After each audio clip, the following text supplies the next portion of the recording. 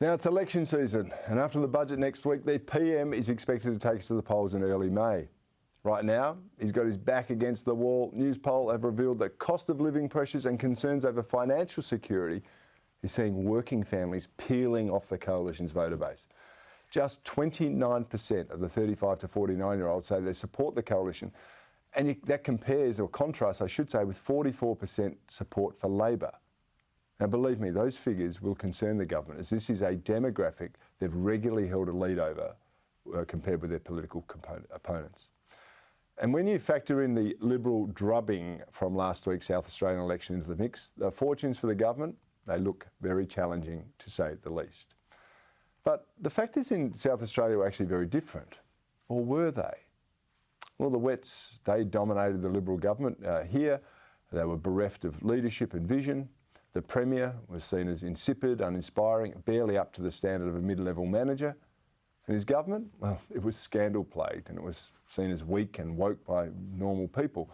And it was very heavily rumoured that there was a lot of partying going on and a lot of enjoying the spoils of office rather than doing heavy policy lifting. And when the Liberals in SA did pursue policies with gusto, they were policies that placated the Green left and actually alienated the traditional Liberal base. In short, they were hopeless. They were a hopeless government. And it was appropriate they suffered a massive defeat, which unfortunately looks set to give Labor a 2 or 3 term period of office here. Now, to be perfectly frank, most people I know didn't even know what the SA Liberal campaign was about. That's how bad it was. And I'm pretty confident the Feds will not repeat all of those mistakes. But, you know, there are some warning signs, which I've suggested to you earlier. Net zero, media censorship we just spoke about, digital identity laws, the support for overzealous state governments, growing national debt and so on.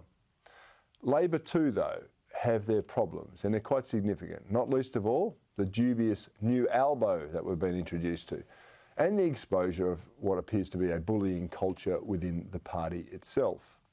Like so many leftist causes, it now seems that the years of accusations levelled by Labor women, mostly against the Liberals, was merely projection of their own behaviour onto others. From my perspective, I'm actually pleased the public is gaining insight into some of the poisonous personalities that work within our federal parliament. I've seen what they've done to others, and personally, while it's never bothered me, I've actually been subject to this myself. The hypocrisy, the contradictions, the appalling behaviour, and the shameful media protection of these people, it now needs to be called out.